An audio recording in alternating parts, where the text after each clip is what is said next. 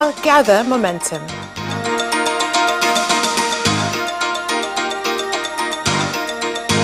And in sports, 25 players have been called to the national football team camp in preparation for a friendly against Burundi on the 11th of October.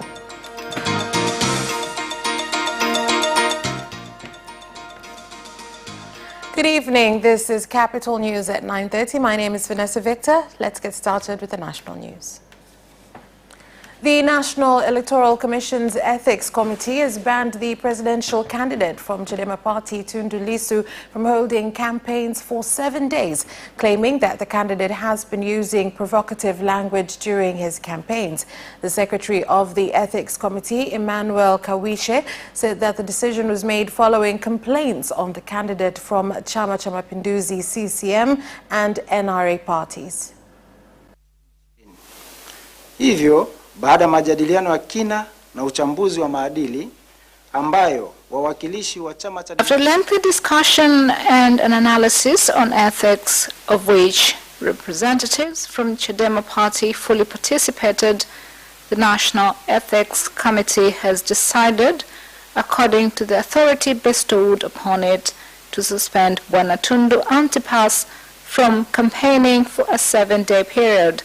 This punishment commences from tomorrow, the 3rd October to 9th October, so this candidate will not be allowed to campaign until he finishes his punishment issued according to the law. Hivyo mgombea huyo haruhusiwi kufanya kampeni za uchaguzi mpaka atakapomaliza adhabu yake iliyotolewa kwa mujibu wa sheria. Meanwhile, Chadema's presidential candidate has responded to the ban at a press conference held at his residence in Tegeta, Dar es Salaam. Jambo la kwanza ni kwamba hadi sasa, hadi hapa nilipo. Up to now, I've not been charged of any complaint from anyone or any political party or any candidate or any institution regarding my going against the election ethics of any kind, of which I'm accused to have committed, which has led to this punishment. I'm not informed to this point. I've not received any written notification which is against ethics.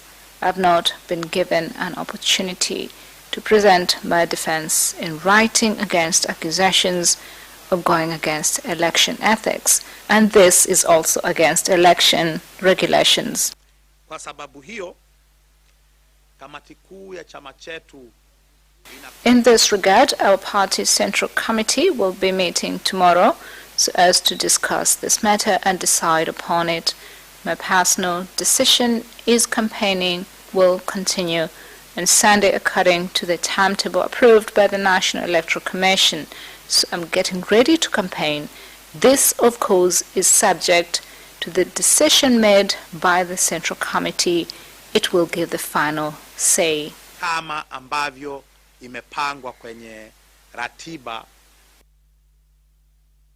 And the presidential candidate for the United Republic of Tanzania from Chama cha Mapinduzi CCM, Dr. John Magufuli, has arrived in Zanzibar for election campaigns in the Isles, where he also visited a CCM member at Mnazi Moja Hospital, Hamis Nyange Makame, who was injured during an attack against him and other members last week.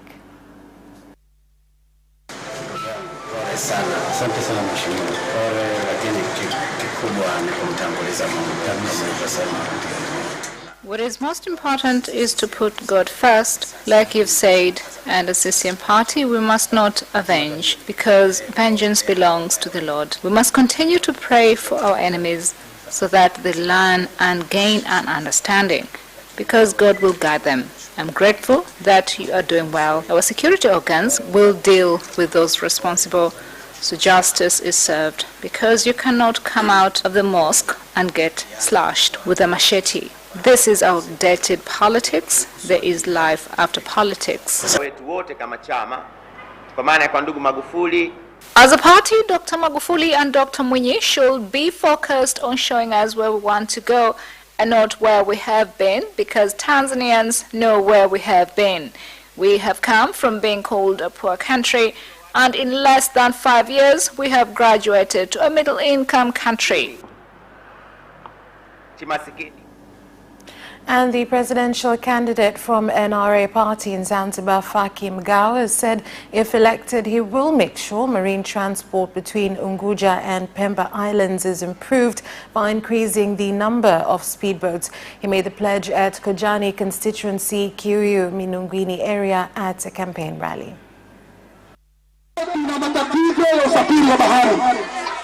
We have a problem with sea travel. When you elect me, I will bring you modern boats in just 45 minutes from Unguja to Pemba and from Pemba to Unguja.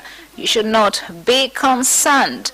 I will take care of teachers because all of us are made by teachers. So teachers are everything. So the minimum teacher's salary will be 800,000.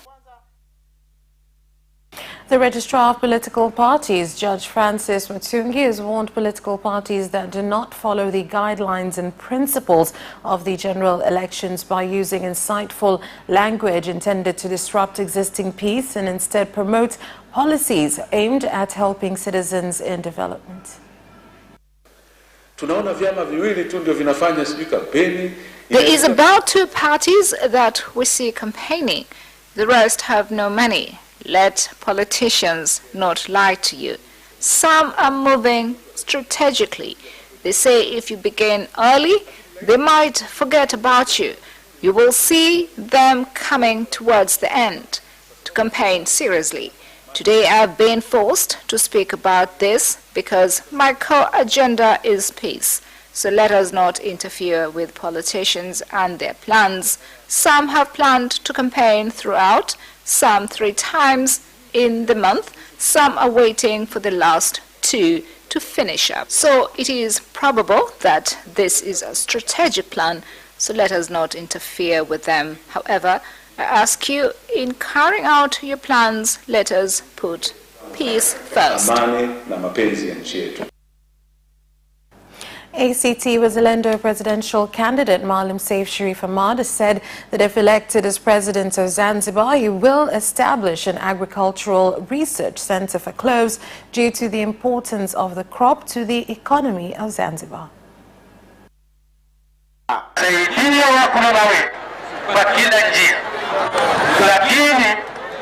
Tell them that there is a special policy on the cloves crop that will help the farmer of cloves as they do everything themselves. The government has not been seen doing anything on this.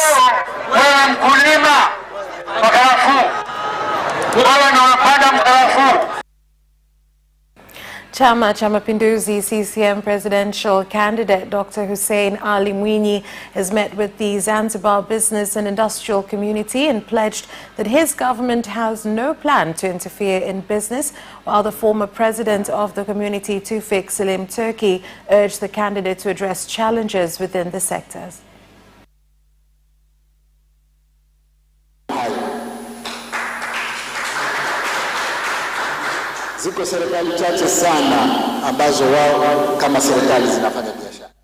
There are very few governments which are conducting business, and in the few, those who have succeeded are just a handful. Many leave to the private sector to do business. So my vision is we should open up trade in Zanzibar. All of you are business people.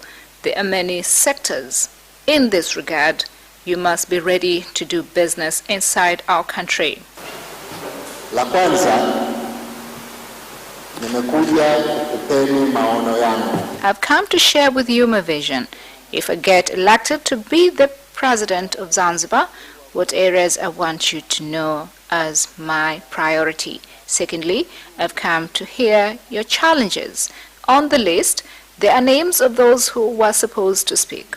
But I spoke to the chair and told him it would be better to leave it because today my plan was to get an overview of the challenges and not the details, because we will get the opportunity to do so once I get into office.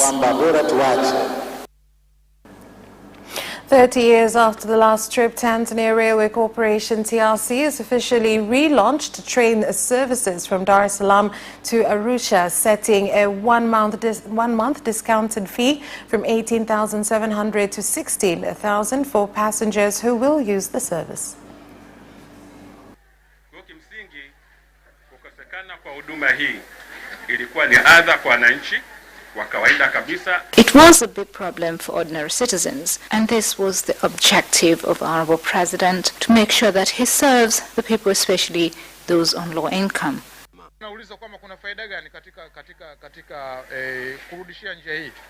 Rail travel is safe, but it is also a form of tourism, as you get to know more about your country. Titatu, this has made it easier to travelers going to different places.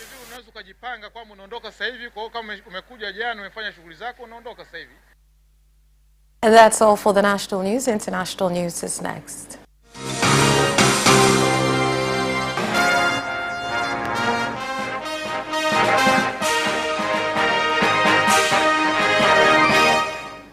In international news, U.S. President Donald Trump today revealed that he and his wife, Melania, have contracted the coronavirus and are entering quarantine after Hope Hicks, one of his closest advisors, tested positive for the disease.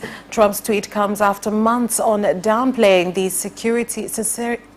severity of the pandemic that has killed more than 207,800 people in the United States. Jubilee Party National Management Committee in Kenya has recommended the removal of Deputy President William Ruto as the deputy party leader and barred him from using the party headquarters to advance his political ambitions. This was announced on Friday by Jubilee Secretary General Raphael Tuju after the Deputy President Ruto on Thursday hosted a meeting of 30 MPs at the party's headquarters when President Uhuru Kenyatta was away on a 3-day official trip in France. We have been forced by this, among other events, to make a painful choice between supporting our president or supporting the deputy president. We wish we did not have to make this choice. But given the discordance that the DP has brought into the party, we would like to be absolutely clear and make the following announcement following our consultations at the NMC. We serve one president at a time. The party headquarters is not going to be allowed to become the theater of conflict and confrontation by different factions that emerge in the party. 2, the party leaders, the deputy party leader, as a self-declared presidential candidate of 2022, will not be allowed to use the party headquarters as a center of operationalization of his 2022 campaign and to use the center for intimidation of potential opponents or intimidation of the staff. Jameni, wacheni matusi, wacheni kiburi, wacheni madharau. Hii mjadala itabadilika. Hatuwezi kukubali kuendelea kuongea mambo ya viongozi na watu wakubwa. It is time tuongee mambo ya wananchi ordinary wa kawaida na hasoli yao na biashara yao na kazi yao. And secondary schools and universities which have met health prevention requirements against the coronavirus set by the Ministry of Health in Rwanda will reopen at the end of the year, while border and entertainment areas will remain closed. The Minister of Education in the country, Dr. Valentine Uwamaria, has said that so far 15 universities have met the health requirements against COVID-19. 6 universities have been permitted to commence teaching. 5 more will reopen in the middle of this month and will teach final year students. The rest will reopen by allowing 3rd and 5th year students. In total, only 15 schools only are ready, and they are the ones who have been permitted. That's all for the international news. We'll be back with business news after this break.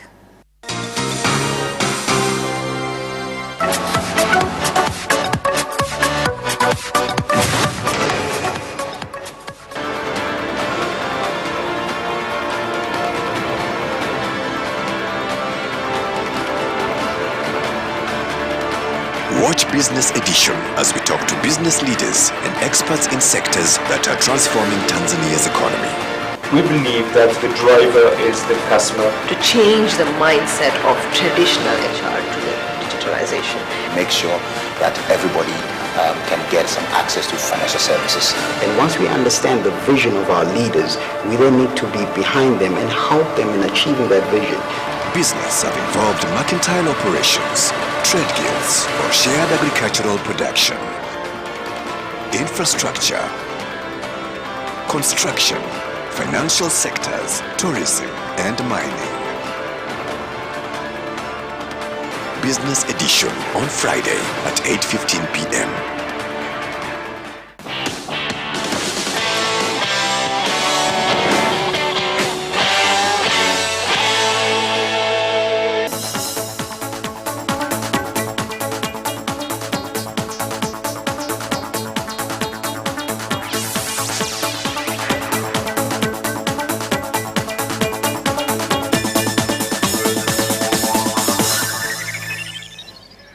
Welcome back, and now in business news.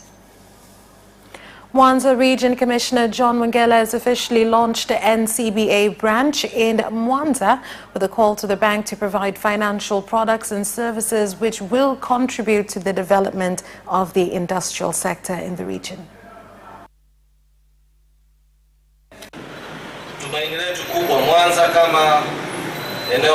Our major hope is that in Mwanza, an area with many industries, many middle and small level businesses, NCBA will come with products that will help Mwanza residents help themselves economically and improve their businesses, as well as ensuring financial safety for individuals, businesses and institutions. Benki ya NCBA inahamasisha watu kusonga mbele kupitia NCBA Bank motivates people to move forward through digital innovations, and we believe in the capabilities of every person. Thus, we push all customers in Mwanza to be able to reach their goals. Kurahisisha upatikanaji wa fedha kwa wateja wetu kupitia huduma na uvumbuzi kama vile Empower. A 3-day coffee festival has been launched in Kilimanjaro region with participants coming from various regions of Tanzania mainland and Zanzibar.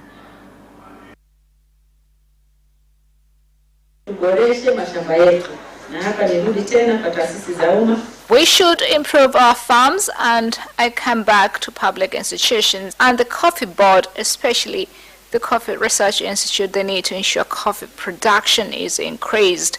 We need to make more effort, especially here in Kilimanjaro region, to reduce illegal construction in areas where coffee is grown, because these are crops that don't grow everywhere. Tanzania coffee is still among the best coffees in the world, but it is not seen in the market because we have allowed the buyers to come here. And stakeholders from the tourism sector in the country have advised the government to consider the possibility of reducing entry fees at national parks for tourists from member countries of the Southern Africa Development Community (SADC), as it did for member countries of the East African Community. This is in order to increase the number of tourists visiting national parks. Kanda Afrika Mashariki kwamba East Africa Community niseme. Right now, the East Africa community have received an offer. Instead of paying $72 to enter Serengeti as a foreigner, they pay $45 like Tanzanians. But we also want to ask the government to look into the SADC bloc. They cannot go and visit anywhere because they are on lockdown, but we have opened. So if we give them a similar offer for a short time until COVID is finished, we will receive many tourists. These are recommendations being addressed on government level, because when you talk about reducing prices at a specific period of the year, you need those decisions be made legally and protected legally. So it is a job that needs to be done. Yalindwe na sheria. Kwa hiyo ni kazi ambayo inahitaji kufanyika. That's all for business news. Sports is next.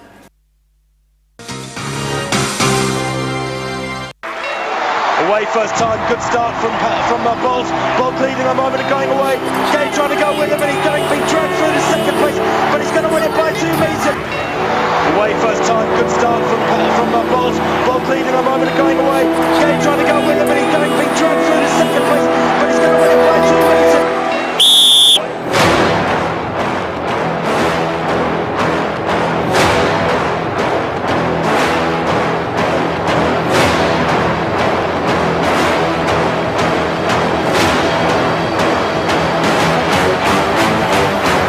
Opposition, Joaquinho, he did lose to Len.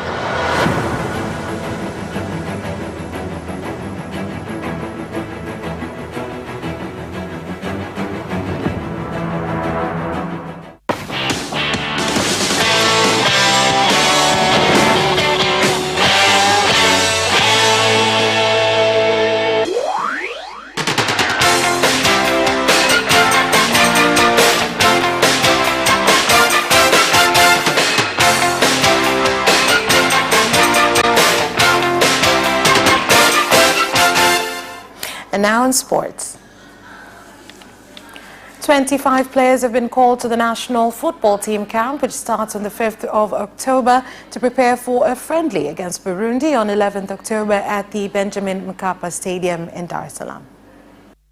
Nicholas Kibabage kutokea Difaa El Jadid ya pale Morocco, na vile vile yuko. Included are Nicholas Kibabage from Difaa El Jadid of Morocco, as well as Hamis Ndemla from Simba Sports Club. That is the 25-man squad announced by the Taifa Stars coach Etienne Dairagije. Players who play in foreign leagues are expected to learn from tomorrow. Zambian boxer Simon Goma is in Tanzania ready for his super featherweight bout against Ibrahim Class, scheduled for November 27th this year. And I don't have much to say. I give respect to my opponent, Ibrahim Class, and as my another name, Tyorambambo. I'm popularly known as Tyorambambo in Zambia, and I can say that Tanzanian and Zambian, we are brothers. But when it comes to boxing, come next month, yeah, it will be something else. Arsenal will face Irish champions Dundalk, Rapid Vienna and Molde in the group stage of the 2020-2021 Europa League, while Tottenham takes on Ludogorets, Lask and Royal Antwerp. Here's the report. Elsewhere, Leicester will face Braga, AEK Athens and Zorya Luhansk, while Scottish title holders Celtic have been placed alongside Serie A giants AC Milan. Neil Lennon's side, who failed to qualify for the Champions League, also faced tough tests against Lille and Sparta Prague. Their old firm rivals Rangers, who continue to work under the guidance of Liverpool legend Steven Gerrard, have fixtures lined up against Portuguese heavyweights Benfica, Standard Liège and Lech Poznan. And Premier League pace-setters Leicester City have completed the signing of teenage defender Wesley Fofana from Saint Etienne in a record-breaking deal. Here are more details. The French side declared early in the week that the move will be the biggest sale in their history, with reports that Leicester are paying in the region of £30 million for Marseille-born Fofana. Now the deal taking the 19-year-old to England has been sealed, Leicester announced on Friday. Fofana told Leicester's official website he's very happy to be there. He's watched Leicester City closely since they won the title in their top club in the Premier League. Inter have registered an interest in signing Chelsea's Marcos Alonso on loan with an option to buy, but the Blues would prefer to see the defender leave in a permanent deal. Here's more. The 29-year-old's status at Stamford Bridge has changed rapidly in the last week after a halftime draw with manager Frank Lampard when the Blues were trailing 3-0 to West Brom. Lampard substituted Alonso at halftime, making him at fault for 2 goals in his post-match interview, and left him out of the squad to face Tottenham on Tuesday night in the Carabao Cup. The Spain international is now seeking to leave West London, and Antonio Conte's Inter side are once again interested in Alonso after trying to sign him last January. And that sports item ends our news bulletin. On behalf of everyone who worked to bring you this bulletin, my name is Vanessa Victor. Thank you for watching. Good night and have a good weekend.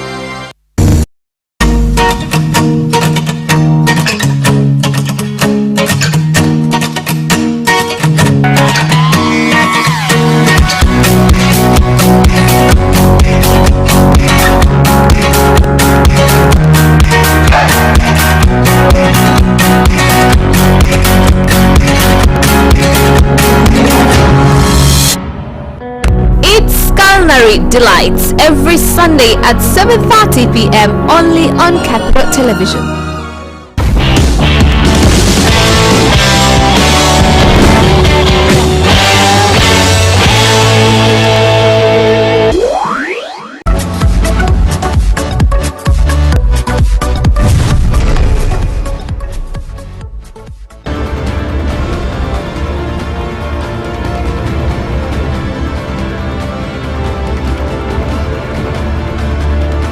Watch Business Edition as we talk to business leaders and experts in sectors that are transforming Tanzania's economy. We believe that the driver is the customer. To change the mindset of traditional HR to the digitalization. Make sure that everybody can get some access to financial services. And once we understand the vision of our leaders, we then need to be behind them and help them in achieving that vision.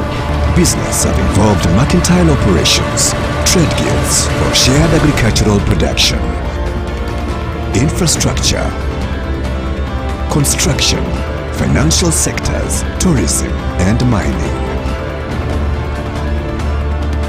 Business Edition on Friday at 8:15 p.m.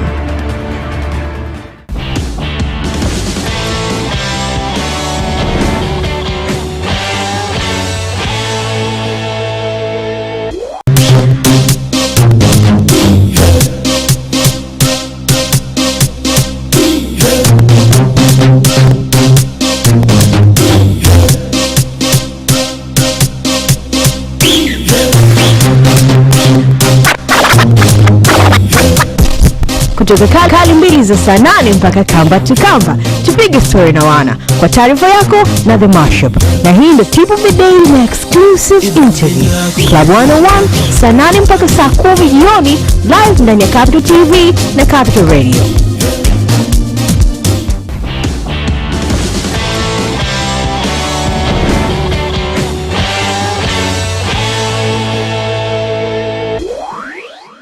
You can watch Capital News live on our social media accounts, YouTube Capital TV and Facebook Capital Television Tanzania from Monday to Friday at 9:30 p.m. Don't forget to subscribe and put notification on.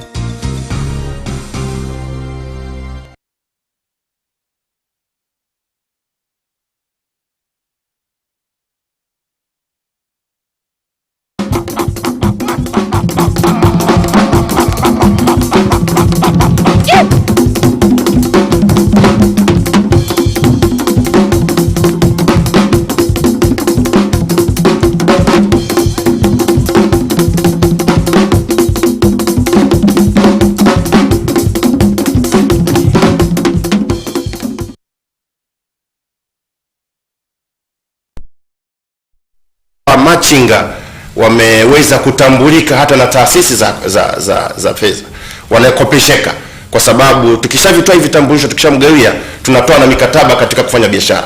Kwa hiyo taasisi za benki, nilishaongea na benki ya CRDB, tulikubaliana kwamba watakuja kuwatambua na kuwapa mikopo kwa sababu na kitambulisho kwa kiwango kidogo. Lakini pia katika halmashauri za manispaa tunatoa mikopo midogo kwa hawa wafanyabiashara.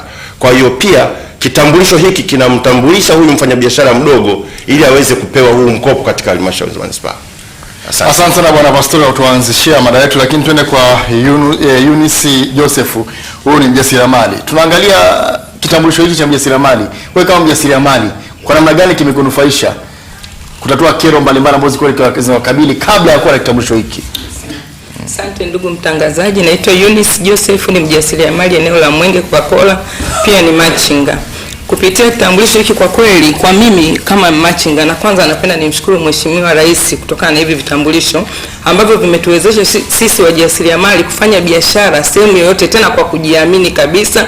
Hata kama nisipofungua leo sehemu yangu ya meza, sina wasiwasi wa kusema kesho nitakuta mtu mwingine amechukua lile eneo. Ninatembea na hiki kitambulisho, naweza kufanya biashara sehemu yoyote. Cha pili, hiki kitambulisho kimeweza kunipunguzia gharama ambao kwa kila siku tulikuwa tukitoa ushuru wa shilingi 1000. 1000 ukiifanya kwa mwezi ni 30,000. Ukizidisha kwa miezi 12 ni 360,000 ambao tulikuwa tunalipa kwa mwaka. Japo unatoa kila siku 1000, lakini unapoizidisha kwa mwaka ni 360,000. Kwa sasa tunalipa 20,000 ambao unafanya kitambulisho kwa mwaka mzima. Cha tatu, kitambulisho hiki kimeniwezesha pia kupunguza ugomvi kati yangu na migambo. Tunakumbuka miaka ya nyuma tulikuwa tunapata shida sana. Unaweka biashara kama mjasiriamali, hujui muda wote mgambo atabeba vitu vyako, hujui muda wote pale utatoka, yani unakaa hauna amani. Kutokana na hiki kitambulisho nina amani kabisa, na sasa hivi sijui kama kuna migambo wanaendelea kufanya nini, kufanya kazi kama walizokuwa wakizifanya zamani za kudhulumu watu, kubeba mizigo ya watu, kupiga watu. Kwa kweli tunamshukuru sana Mheshimiwa Rais kupitia hiki kitambulisho. Jambo lingine tunashukuru kutokana na hiki kitambulisho tumeweza kupata bima za afya za bei nafuu, kwa sababu bima ya afya ili nitambue lazima niende na hiki kitambulisho. Wataamini kweli mimi ni mjasiriamali, kipato changu ni kidogo, kwa hiyo watanipa ile bima kulingana na kipato changu. Jambo lingine ambalo mliongelea afisa biashara kuhusu mikopo. Mimi mwenyewe kama binafsi niko katika taasisi fulani ya fedha, imeniamini kupitia kitambulisho. Ni taasisi inaitwa Asa Microfinance. Imenikopesha mimi mwanamke ambaye ni mjasiriamali, lakini kwa kuniamini mimi kupitia hiki kitambulisho, kwa mimi kweli nafanya nini? Nafanya biashara. Ni hayo, asante. Asante sana Bareta. Rudi tena kwa Bwana Pastori atajua kuniambia, kwa sababu kuna mambo mengi sana amegubika kwenye hiki kitambulisho Bwana Kambaya. Kitambulisho hichi maana yake naweza nikatoa kapalatu kesho akaa Kambaya, kwa sababu hii kitambulisho sijui wameboreshwa kwa namna gani, kwa sababu mara ya kwanza vitambulisho hivi vilikuwa havina picha. Kitambulisho hichi kilikuwa hakina saini. Sasa naweza nikatumia watu zaidi ya 3 4, inakuwa baadaye atakuja kutuambia. Twende kwa Steven Lusinde, makamu mwenyekiti wa Machinga Taifa na mwenyekiti wa Machinga pale Kariakoo, soko kubwa kabisa la biashara katika nchi yetu ya Tanzania. Nyinyi wafanya biashara pale Kariakoo, kwa namna gani vitambulisho hivi mwanufaisha? Kunatoa kero mbalimbali ambazo zikawakabili zamani, lakini hivi sasa kero hizo zimeondoka au zimepungua au zimekwisha kabisa, au kama zipo ni zipi? Asante sana ndugu mtangazaji. Ni kweli kabisa, sisi wafanyabiashara wadogo kama walivyotangulia kusema ndugu zangu hawa wa kwanza, afisa biashara na dada yangu hapa, tulitoka kwenye wakati mgumu, kwenye mazingira magumu. Machinga yoyote nchi nzima anafahamu kwamba tulitoka wapi, hasa kwenye majiji makubwa haya ya nchi yetu, Dar es Salaam, Mwanza, Arusha, Mbeya na maeneo mengine ambayo wajasiriamali wapo. Lango la biashara kwenye nchi hii ni Kariakoo. Na hata enzi hizo za migambo, ukisikia migambo wanafanya kazi vizuri, maana yake wamesafisha Kariakoo. Kwa hiyo Kariakoo sisi ndio watu wa kwanza kabisa kupata adha ya migambo na kuharibiwa mali zetu. Kwa hiyo tunatoa pongezi kubwa kwa Mheshimiwa Rais wa awamu ya 5, kwa sababu sisi tunaendelea kumuita na hatutoona aibu kumuita kwamba Mheshimiwa Rais kwetu sisi ni mfalme. Ufalme wake kwetu hautokoma, manake ametutoa mahali fulani anatupeleka mahali fulani. Sisi Kariakoo tuna mifano mingi na tumefanya mambo mengi kupitia vitambulisho. Mambo mengi ni makubwa. Kwa mfano, dadangu amezungumzia habari ya bima ya afya. Sio hadithi. sisi tumeanzisha mfuko wa bima ya afya unaitwa Machinga Afya. Machinga Afya hii tumefanya vikao na taasisi ya NHIF, nafikiri ni taasisi ya serikali, tumezungumza nao, na hivi ninavyozungumza mimi na wewe, mimi na kadi yangu ya bima. Hii inaitwa Machinga Afya, lakini pia tunaingia kwenye makundi yetu maalum.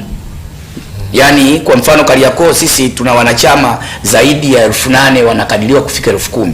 Lakini ambao wapo kwenye database ni 7,000 kama na 800 na kama 8,000 kasoro.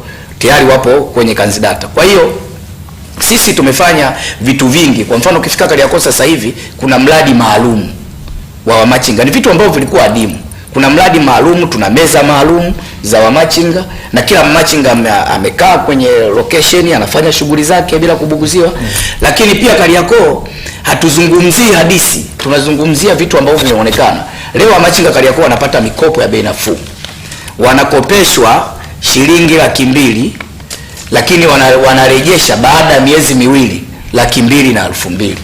Na mwisho wa siku sisi Kariakoo tukaita hii sio mikopo. Manake benki wamekuja kutuazima, tunazungushia baada ya miezi miwili tunarudisha 200,000 na 2,000.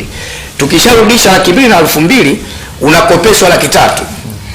300,000 unarudisha 300,000 na 2,000 baada ya miezi miwili. Tunaenda tunakopeshwa mpaka 500,000. 500,000 unarudisha 500,000 na 2,000. Lakini yote haya ni kwa sababu ya ndoto za Mheshimiwa Rais. Lakini Bwana Lusinde, kabla hujasonga mbele, zamani wakati vitambulisho hivi vimeanzishwa, nilikuwa nasikia kwamba kuna baadhi ya wafanyabiashara wakubwa waliumba kidogo, kwa sababu nyinyi wa machinga mnakuwa na vitambulisho vya shilingi 20,000, mnatoa bidhaa zenu nje, mnatoa bidhaa zenu nje pale, alafu mkishazitoa nje mnatumia kitambulisho hicho. Unakuta machinga bidhaa zake anazouza inafanana na yule anauza dukani. Wakati mwingine sasa ikasababisha baadhi ya wafanyabiashara wakayumba kiuchumi, kwa sababu nyinyi tayari mnalipa tu shilingi 20,000, yule anatakiwa lipe femu, anatakiwa lipe TRA na vitu kama hivi. Hii likoje kwa sasa? Labda mimi nikuambie uhalisia. Machinga ana mteja wake maalum siku zote moja, lakini machinga pia hasafiri. Bidhaa yoyote anaouza machinga manake ni bidhaa ambaye ameleta tajiri ama mwenye duka Kariakoo.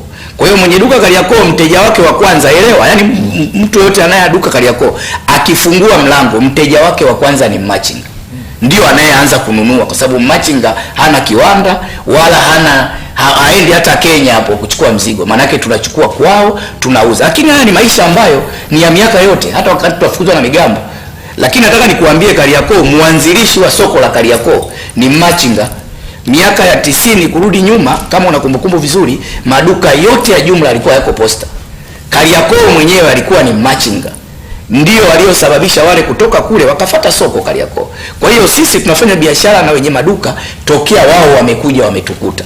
Kwa hiyo ni bidhaa ambazo tunanunua kwao, tunaweka barabarani, tunaendelea na shughuli zetu siku zote za maisha yetu. Kwa hiyo inawezekana ilikuwa ni changamoto ya kwamba kuna watu na sisi tunafahamiana. Ina maana Bwana Kapalatu ukija leo pale Kariakoo ukaweka hapa, sisi tunafahamu wewe ni mgeni na tutakuuliza umetoka wapi. Kwa sababu najua kushoto kwangu kuna nani na ninajua kulia kwangu kuna nani. Kwa hiyo ni mazingira tu ya mtu kutaka kutengeneza, labda kuonekana kwamba labda huyu anayefanya hichi haiko sahihi, kwa sababu tulitoka kwenye malalamiko kipindi cha nyuma. Hao wenye maduka na baadhi ya matajiri walikuwa wanasema mbona wenzetu wanafanya bila kulipa. Wenzetu wanafanya biashara hizi hawalipi chochote. Sasa tumefika tunalipa, tunafanya biashara, tena biashara hizi tunanunua kwao. Kwa hiyo liko hivi. Asante sana. Waleta rejea tena meza kuu kuweza kuangalia changamoto mbalimbali zilizopo kwenye vitambulisho hivi, lakini pia vile vile tuangalia nini kifanyike katika maboresho zaidi ya vitambulisho hivi kwa wajasiriamali wadogo au wafanyabiashara wadogo maarufu kama wa machinga. Mtazamaji wa ITV na msikilizaji wa Radio 1 na Capital Radio, siku leo katika kipindi cha Malumbano Hoja tuna wageni ambao kuja hapa Mikocheni ambao wanapata nafasi ya kutumia dakika zao mbili kuweza kuchangia mada yetu ambayo tumeweka mezani siku leo, na tunaichangia wote na watatuambia kulingana na mada. Naomba tunapochangia tujikite moja kwa moja kwenye mada. Wakati huu kwenye kipindi cha uchaguzi na kampeni, kwa hiyo tusitaki kutumia fursa hii kumfagilia mgombea fulani kwa sababu amefanya kitu fulani. Hapana, tuangalie mada inasemaje, uhalisia. Ndio maana tunao wamachinga wenyewe. Wamachinga wenyewe, mtuambie uhalisia wa vitambulisho hivi. Je, vimewasaidia kutatua kero zenu? hapa tuangalie, kwa sababu mnawakilisha wamachinga mbalimbali katika maeneo tofauti hapa nchini Tanzania. Na kabla tukata kuongezea tuseme tu kwamba hakuna migambo, kuna mgambo. Kwa tuzungumze vizuri, mgambo ana wingi kama maji, uweze kusema maji. Maji ni maji, mgambo. Mmoja wa tatu wa nne ni mgambo. Tujaribu kutumia Kiswahili fasaha kwa sababu tunajaribu kutangaza lugha yetu ya Kiswahili. Kwa hiyo tutumie Kiswahili fasaha. Tunatazama moja kwa moja kupitia pia vile mitandao yetu ya kijamii, Facebook pamoja na YouTube. Popote pale ulipo unaweza kutumia kishikwambi chako kuweza kufuatilia kipindi hiki cha Malumbano ya Hoja moja kwa moja kutoka hapa Mikocheni jijini Dar es Salaam. Wenye visemeo tuanze kujadili mada. Karibu. Naam, karibu. Simama, jitambulishe, tuendelee na mada. Asante. Endelea. Kwa majina naitwa Robert Kalawila, ni mjasiriamali mdogo. Moja kwa moja mimi niweze kuunga hoja ni kwamba sisi wajasiriamali wadogo vitambulisho hivi vimetusaidia kwa asilimia kubwa sana. Naweza kusema kwa mimi binafsi ama kwa wale wanaonisikiliza wajasiriamali wadogo kama mimi, ninaweza kusema kwamba asilimia 90 ama 98 sisi kwetu imetusaidia wajasiriamali wadogo. Naposema hivyo namaanisha moja kwamba sisi huko nyuma kabla ya utawala huu wa awamu ya 5 naweza kusema kwamba tuliishi kama vile wana wa Israeli, tulikuwa kama utumwani. Tulikuwa ni watu wa mateso sana. Naweza nikasema kwamba niipongeze ITV na wale wote wanaotusikiliza watakuwa ni mashahidi, na hata ninyi watangazaji mtakuwa ni mashahidi kwamba ni mara chache sana kwa sisi wajasiriamali wadogo machinga kufika hata katika studio hizi. Tulikuwa kama watumwa, hatuna sehemu ya kusema, hatuna sehemu ya watu kuwaeleza matatizo yetu. Huko nyuma zamani mama zetu, mama zetu, dada zetu, ilikuwa ni kitu cha kawaida kuchukuliwa vile vifaa kama vile vyakula, ubwabwa na chakula mbalimbali kupakiwa kwenye vyombo vya usafiri. Kulikuwa kuna mateso mbalimbali ambao tulikuwa tukifanyiwa sisi wajasiriamali.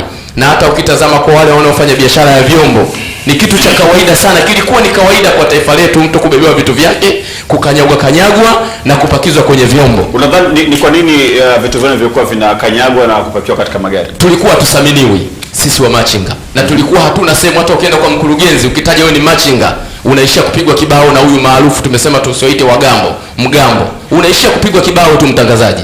Hakuna mkurugenzi yoyote ambaye alikuwa anaweza kukusikiliza. Kulikuwa hakuna mkuu wa wilaya yoyote alikuwa na uwezo wa kumsikiliza machinga. Hata nyinyi ni mashahidi. Na hata machinga yoyote anayenisikiliza sasa hivi katika taifa letu atakuwa ni shahidi. Tulikuwa hatusikilizwi kabisa. Na tulikuwa hatuna sauti. Na nafikiri hata mkani studio nafikiri hata wa machinga walio wengi ni mara ya kwanza kufika hapa. Wanakuja watu wenye master na PhD ndio wanaonekana wao ndio wenye taifa hili. Kwa sisi tuliishi kama watu. Lakini TV ilikuwa inakwenda kote na mtaani sisi tunakuja kuripoti changamoto zenu. ITV tumefanya sana kazi na nyinyi kwa namna moja ama nyingine. Lakini mateso tulikuwa tunayapata kule tulikuwa tuyasikii mara kwa mara, kama vile nafikiri mtakuwa ni mashahidi. Kuna watu walikuwa wanachukuliwa sahani za masufuria ya ubwabwa yale. Anakuja mgambo anakamata yale masufuria yale, anaweka kwenye ile gari. Sisi nafikiri ni mashahidi wa machinga walio wengi. Mama zetu walikuwa wanapigwa vibao na migambo. Yaani unakuja unapigwa kibao na hakuna pa kwenda. Kwa hiyo tuseme kwamba pongezi moja kwa moja niende kwenye awamu yetu hii, serikali ya awamu ya 5. Imetuthamini wa machinga. Asante sana, tunashukuru. Karibu. Asante. Mwenye maiki karibu mwingine. Simama, jitambulishe, endelee. Kwa jina naitwa Abdalla Idrisa Juma. Karibu Abdalla. Ni mzaliwa wa Pemba Wete. Karibu. Almaarufu Al-Kasusul Mujarrab ndio biashara yangu kubwa. Imekuja? Ipo. Tutaonja. Safi sana. Tutaonja Al-Kasusul. Mimi bwana ninatokea wilaya ya Temeke. Kwa kweli yani haya mambo ni makubwa ambayo yamenifurahisha sana kwa mheshimiwa, kwa sababu mimi ni mjasiriamali ambaye ni mdogo, ambaye hata kitambulisho sina kabisa, nikwambia ukweli.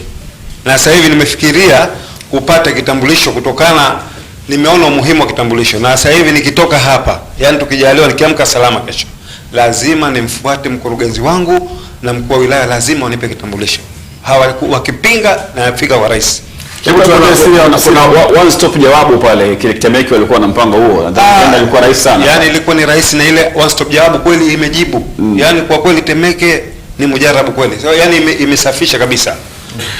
Kwa ile one stop jawabu tunataka iendelee sana, kwa sababu inatusaidia sana sisi wa machinga wa hali ya chini. Na ni kweli nimefanya biashara kuwapata watoto wangu wakapata kula, nashukuru sana. Na jambo la kwanza unapea kupata hela hii ndogo nikasaidia kuwasomesha watoto shule, ni jambo kubwa. Sasa mzee Alikasusu, na yote haya ni uwezo wa Mwenyezi Mungu kumjalia imani rais wetu John Pombe Magufuli. Mzee Alikasusu anasema ulikuwa una kitambulisho, ulikuwa unafanya vipi biashara bila kitambulisho? Kwa sababu hapa tunajadili vitambulisho na faida yake katika biashara. Wewe ulikuwa unafanya biashara una kitambulisho mzee? Mimi nafanya kwa sababu kwanza ni mtu wa chini kabisa, na nilitoka katika maumivu kwa katika kuumwa. Sasa nimetoka nimeuza, nikaona viongozi wetu, yani kwa mfano mkuu wa mkoa sijui hajatusumbua, wilaya nikasema, nikaangalia kiukweli tunatembea, yani tuko huru kabisa Tanzania hii. Sasa lazima tutoe shukrani. Ulikuwa una shukrani, wewe si binadamu, lazima tushukuru kwa uwezo wa Mwenyezi Mungu, lakini kuwajalia waja wake. Kwa hiyo nataka kutuambia umefanya biashara yako ile Alikasusu muda wote hujalipa kwa ushuru wewe? Mimi kitambulisho sijachukua, lakini sasa hivi hujalipa ushuru. Ndio nimeanza sasa, nitalipaje mimi wakati na viongozi wetu wanajua kwamba hali zetu ni duni, yani hata ukinikamata mimi utanifanya nini? Sina chochote. Asante sana mzee. Kweli nimefurahi na viongozi wetu wa halmashauri ya Temeke tunaunga mkono. Asante sana mzee Alikasusu. Nadhani kikombe changu kitakuwepo pale. Kipo kabisa. Naam, asante. Karibu. Naam, naitwa Sudi Madunda, ni mjasiriamali kutoka Mwenge. Karibu Sudi. Kwanza napenda kumshukuru Mheshimiwa Rais kwa kutuwezesha sisi wajasiriamali kujiamini na kufanya shughuli zetu kwa uhuru. Kitambulisho hiki cha mjasiriamali kimekuwa ni suluhu kubwa kwa mjasiriamali, kwa sababu hivi sasa tunatoka nyumbani tunajua tunakwenda wapi. Pale awali yani ulikuwa unatoka nyumbani lakini huwezi kujua kitakachotokea huko na kuelekea, kwa sababu unaweza ukafika eneo lako ambalo unafanyia shughuli, lakini kabla hujaendelea na shughuli zako msako unapita, aidha wewe mwenyewe uende mahakamani au uache mali zako zichukuliwe. Lakini leo hii tunashukuru Mwenyezi Mungu, tunafanya shughuli zetu vizuri kwa usalama na kinatusaidia. Mimi nataka kufahamu kitu kimoja. Kila mtu akisoma sasa tunyanyasika. Msako ambao ulikuwa unapita, ndio ulikuwa msako wa nini? Mlikuwa mnatakiwa mfanye nini ambacho mlikuwa mnakaidi? Yaani ule msako yani ulikuwa hauna target maalum, yani kwamba kitu gani kinahitajika, kwa sababu kama walingelikuwa wametenga maeneo, machinga anatakiwa akakae pale alafu akakuta eneo ambalo sio husika, huyo ndio alikuwa anastahili kufanyaje? Serikali iliwatengea maeneo. Machinga complex ilitengenezwa kwa ajili ya machinga na mmekaidi kwenda machinga kule. Maeneo kama ipi ambayo mnazungumzia? Hiyo lilikuja baada, kwa sababu ukumbuke machinga alikuwepo kabla ya machinga complex akifanya shughuli zake, na hayo mateso ya machinga baada waliondolewa kule ndio kuletwa machinga. Ukumbuke kwamba machinga alikuwa wapi? Kariakoo. Baada ya kuondolewa pale Kongo ndio wakaletewa Mchikichi na machinga complex. Kwa hiyo adhabu za machinga hazikuwa suluhishi kwanza kwa lile jengo. Kwa nini? Sawa kabisa. Wewe umemleta pale machinga. Machinga siku zote maisha yake yako barabarani ambako kwenye movement ya watu. Lakini pale umempeleka machinga gorofani ambako kule mnunuzi kupita kule juu ilikuwa ni kazi sana. Na ndio maana umeona mpaka lile jengo leo watu wanashindwa kulitumia, kwa sababu sisi tumenunua maeneo yetu ya wazi ambayo tunalenga wateja wetu watu wanakopita. Kwa hiyo sasa unapotujengea sisi gorofa, yani utakuwa umewaumiza wa machinga. Ndio maana wa machinga mpaka leo lile gorofa hawalitumii, kwa sababu sio suluhu kwao, ila suluhu kitambulisho kabisa. Asante sana. Asante. Wakati tunazungumzia hiki kitambulisho kuondoa kero ama kuondoa changamoto ambazo walikuwa nazo machinga, lakini kitambulisho hiki inasemekana na kwa namna moja ama nyingine ukitazama imesababisha imekuwa kero, yani wenye vitambulisho imekuwa kero kwa watu wengine ambao sio wafanya biashara, watumiaji wa maeneo mbalimbali. Mfano barabara mbalimbali, kwa kuwa mna vitambulisho mnajinasibu popote mnajiachia barabarani, mnapanga biashara inakuwa mtayari. Kariakoo kwenye barabara za pembezoni hatupidi sasa hivi. Sasa hivi ukienda Bagala rangi tatu ni mtihani, yani pale imekuwa ni soko, sio barabara tena. Baka katikati barabara ukiuliza na kitambulisho. Kwa nini neema ilibadilika imekuwa ni kero? Karibu.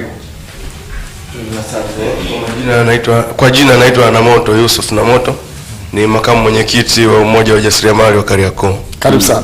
Asante sana. Kwanza niwashukuru sana Radio 1 na waandaji wa ITV na waandaji wa hiki kipindi.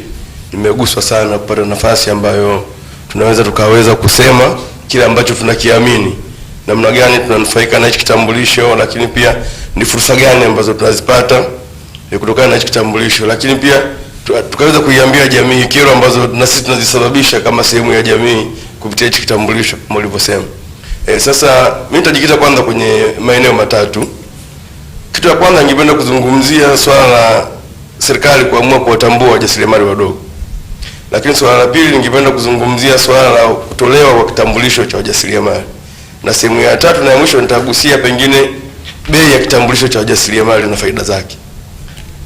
Lakini kwa kwanza ningependa kwanza kwa kushukuru serikali sana ya awamu ya 5 kwa vile ambavyo iliona mateso yetu, namna gani tunahangaika tukiwa ndani ya nchi yetu, tukiwa ni vijana wazalendo ambao tumeamua kujitoa kwa wajasiriamali baada pengine kufeli kwenye mambo mengine ya kielimu, labda kwenye ajira nyingine za kimaisha, labda hatuna hizo sifa, tukaamua kuingia barabarani, kutumia ubunifu wetu kuweza kutoa mali yetu, kununua pale na kwenda kuuza sehemu nyingine.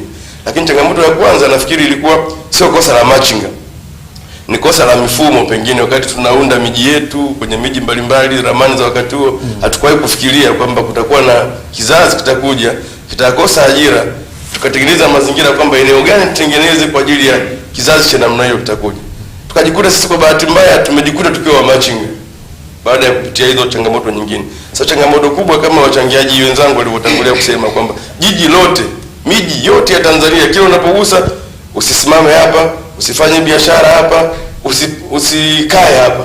Lakini hakuna sehemu ambayo kuna direction kwamba nenda kafanye biashara sehemu fulani, nenda kufanya shughuli zako sehemu fulani. Hiyo ilikuwa ni changamoto ya kwanza. Sasa kwa bahati mbaya na sheria zetu ndogo jinsi zilivyo mpaka sasa, inawezekana tunaishi chini ya tamko. Ndio maana tunaendelea kuanza kupiga sauti kuomba sheria, kuwe na sheria ambayo inatutambua sasa kama machinga baada ya serikali kuamua kurasmisha. Kwa hiyo changamoto ile sasa tukajikuta kadri mwaka unavyoenda, mwezi ujao tutakuwa na mtihani hapa ya taifa, si ndio? Vijana wetu wa darasa la 7 wanaenda kufanya mtihani. Kuna ambao wachache ambao wanafaulu kuendelea na elimu sekondari, unakuwa na wale wengi ambao wanafeli wanaingia mtaani. Kwa bahati mbaya tujiulize kwamba wale vijana wanaofeli wanakwenda wapi na wanakwenda kufanya nini?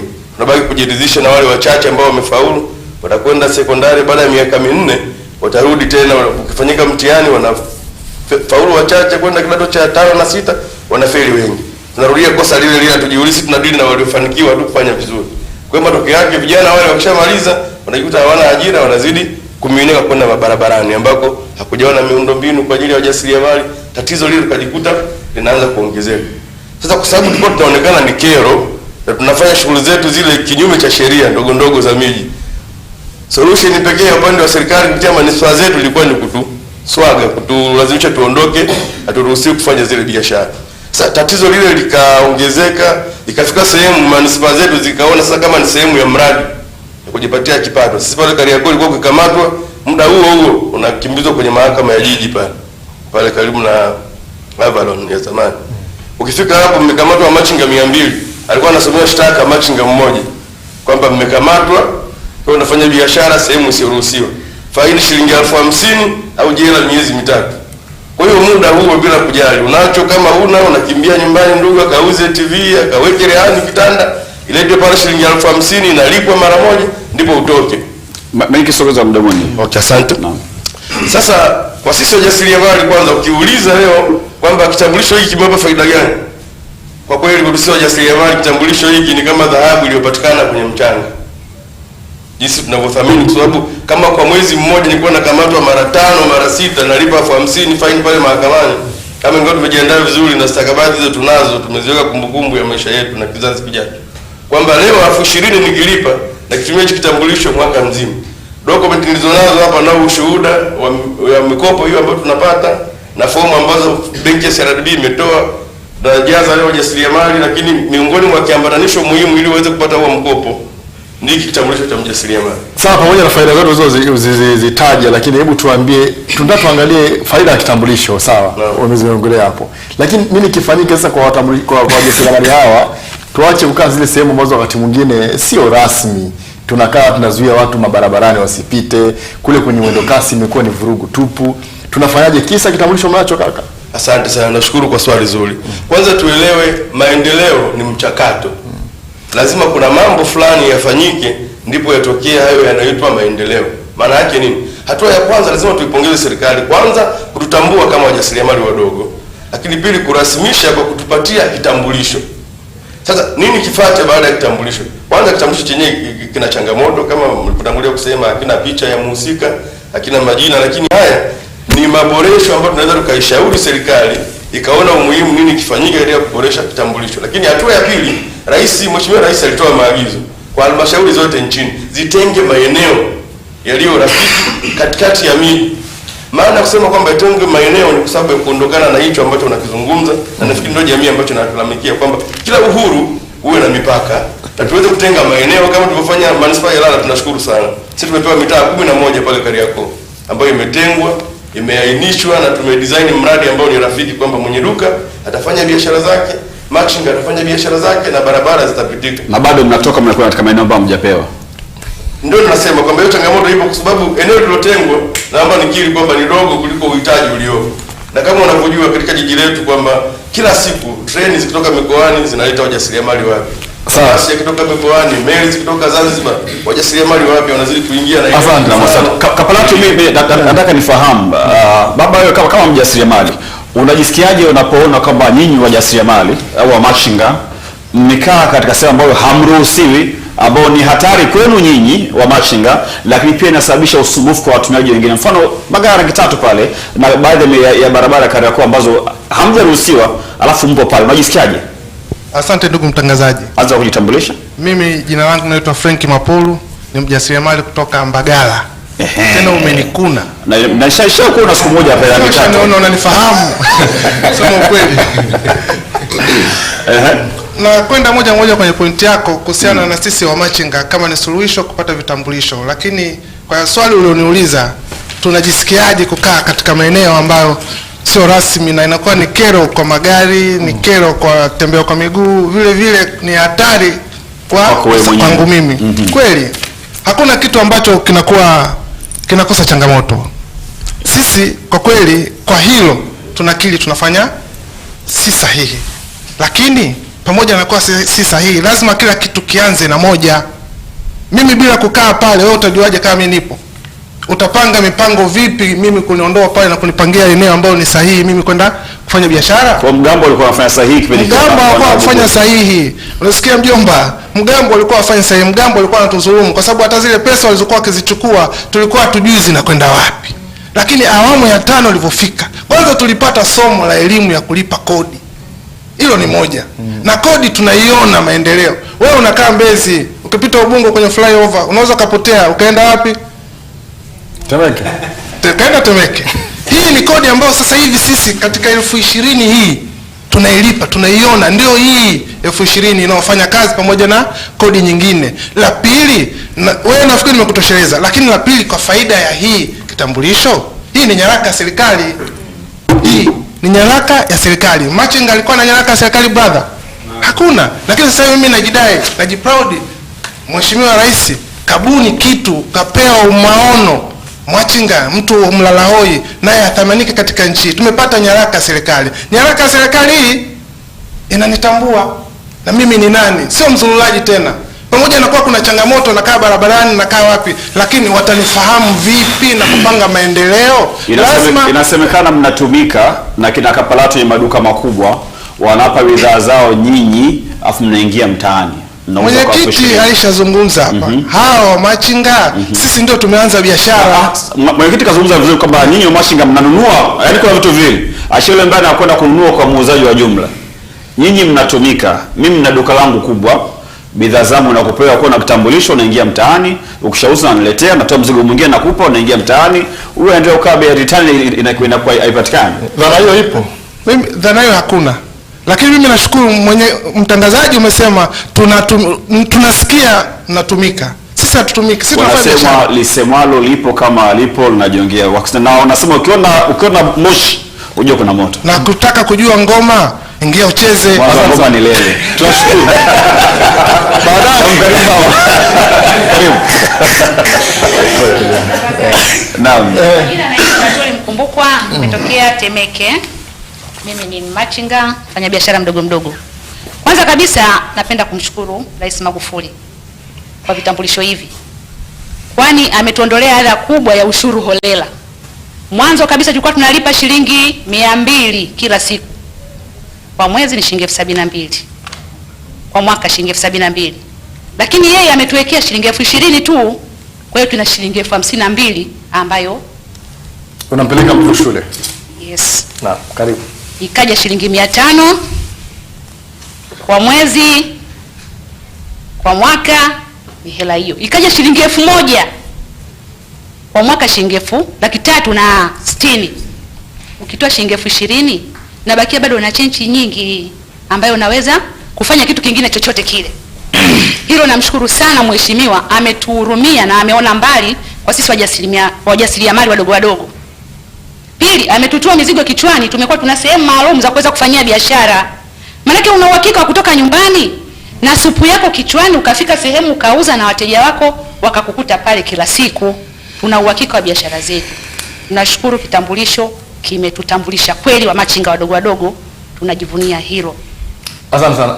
Karibu ndugu yangu pale. Mimi kwa jina naitwa Raymond Mbembe. Nani? Raymond Mbembe. Raymond weke basi. Raymond Mbembe. Karibu sana bwana Raymond. Mimi kuhusu kitambulisho kina faida kubwa sana.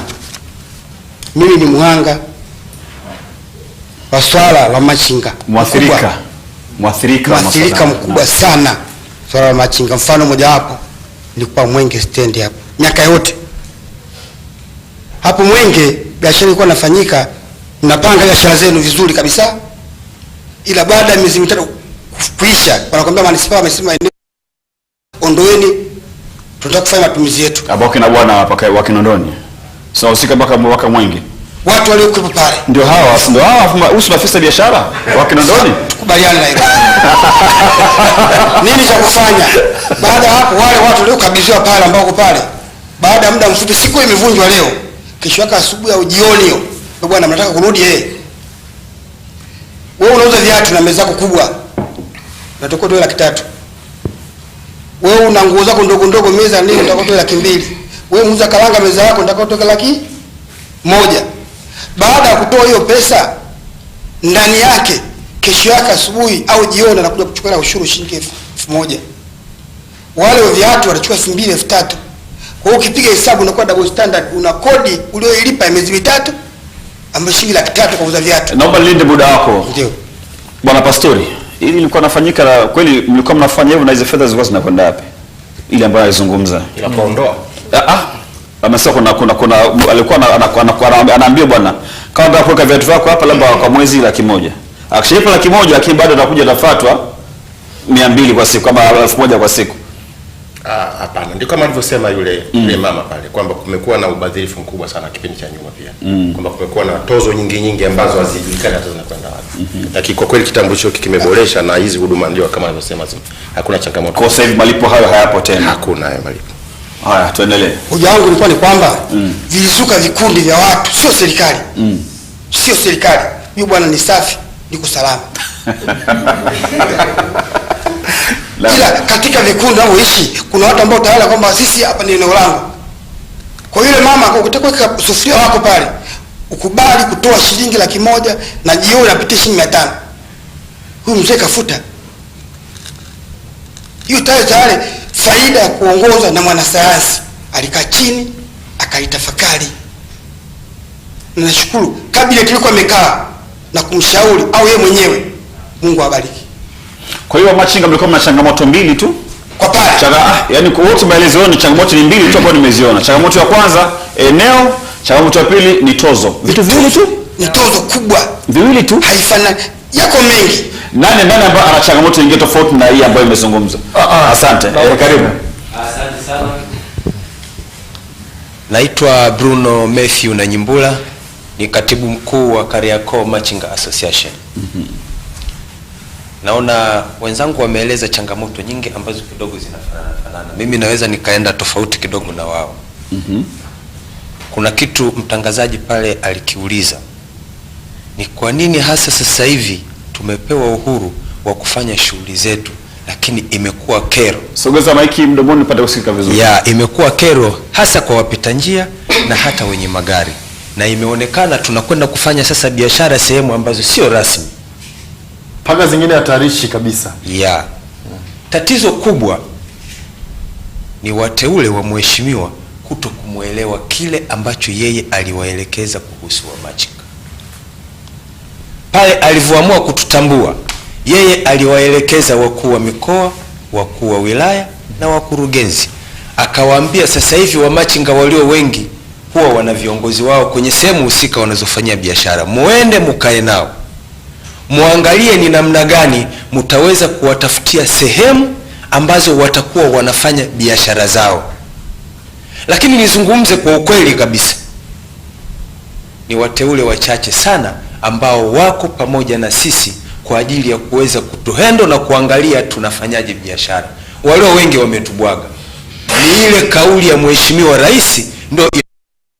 Hatuna utaratibu, hatuna viongozi wowote wa mikoa, wa wilaya ama wakurugenzi wanaosimama na wamachinga kuwaelekeza ni namna gani waishi, namna gani waweze kufanya shughuli zao za kila siku. Naomba nitunze muda wako. Bwana Pastori, wewe ni afisa biashara wa manispaa ya Kinondoni.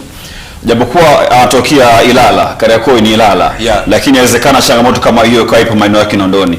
Kinondoni mna utaratibu gani wa kukaa na viongozi wa machinga katika maeneo mbalimbali ili kuweka utaratibu ambao utakuwa unakwenda vizuri kwa wamachinga wote?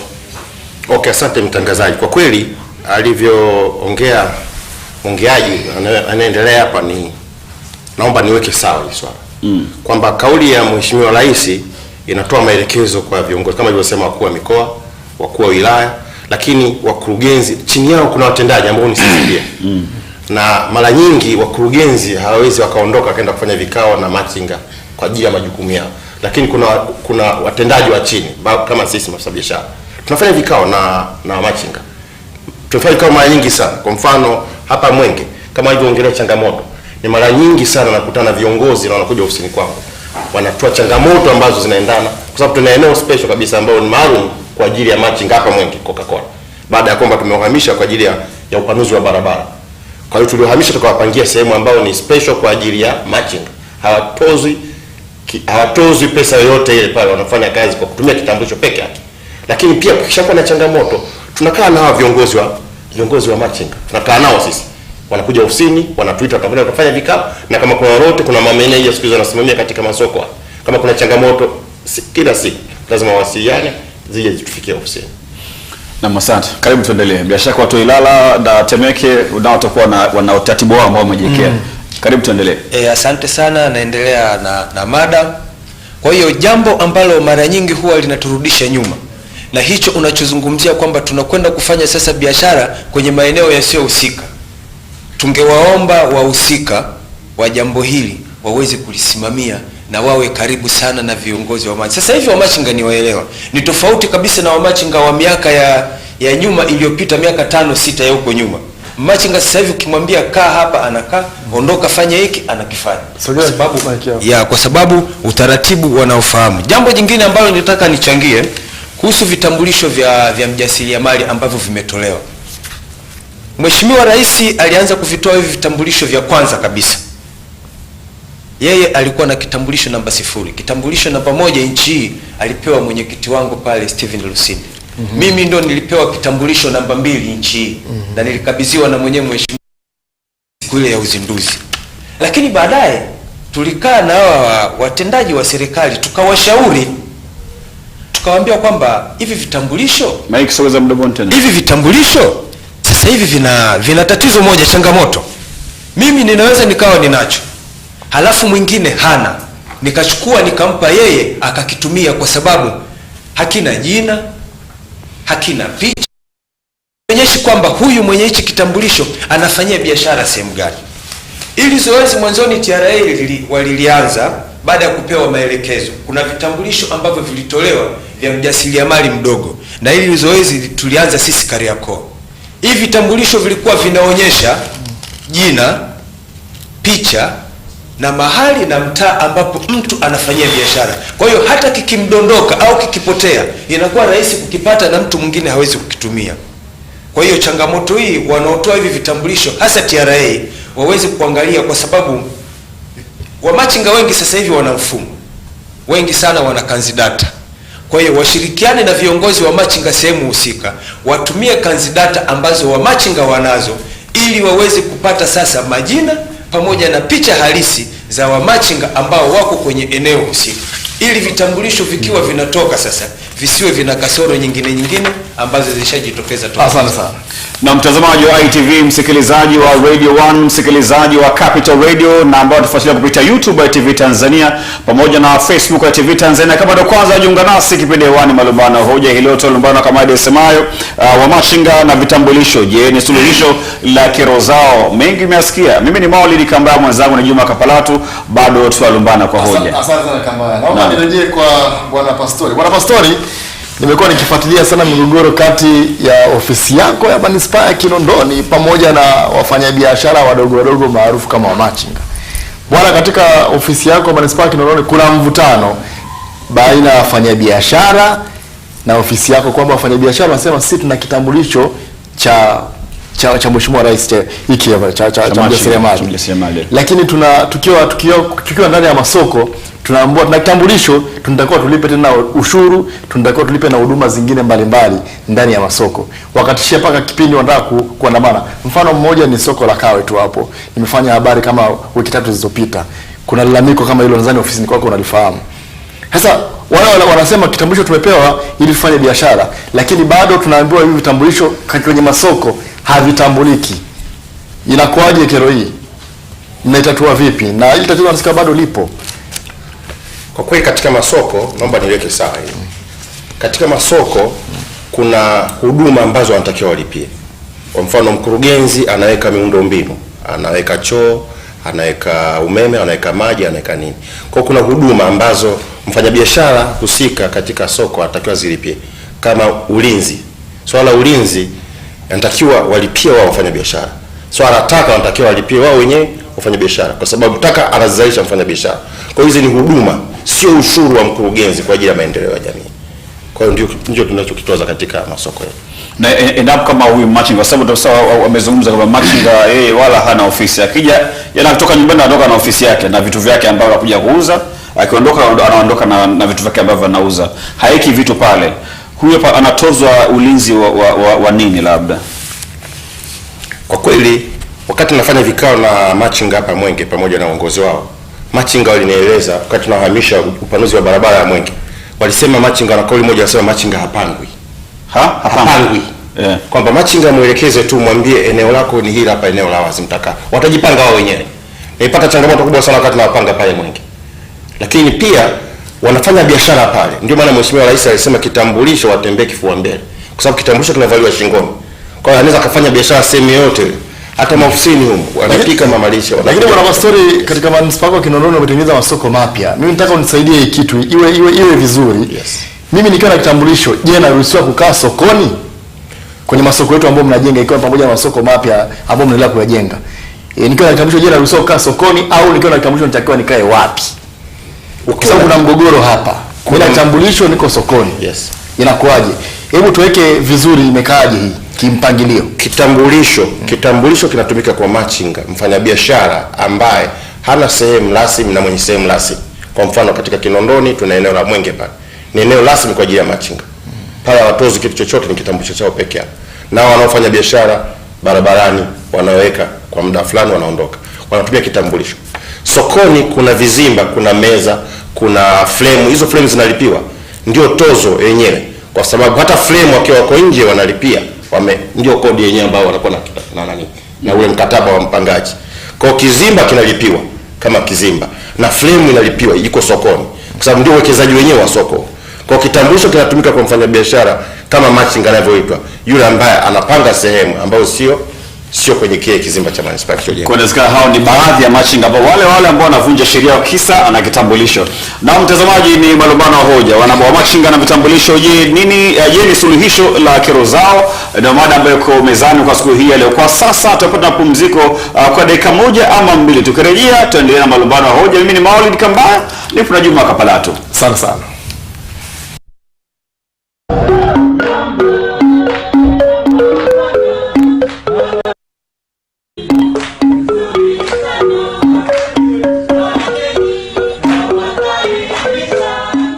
Traveling to Tanzania is a very amazing experience because all the national parks are incredible. We are here for a fun trip. In Tarangire, in Serengeti, in Egasi Lake, in Ngorongoro. It was an amazing experience because I was very near from the lions, and for me it's incredible.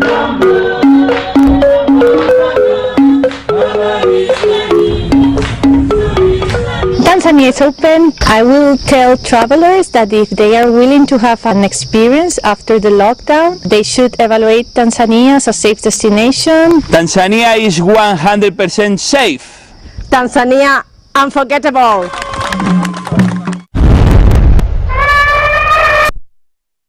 Kwa mara nyingine, kama ndo kwanza unajiunga nasi katika malumbano ya hoja siku huu leo, bado tunalumbana kwa mada isemayo wamachinga na vitambulisho, je, ni suluhisho la kero zao? Bado tupo katika malumbano ya hoja mpaka tamati.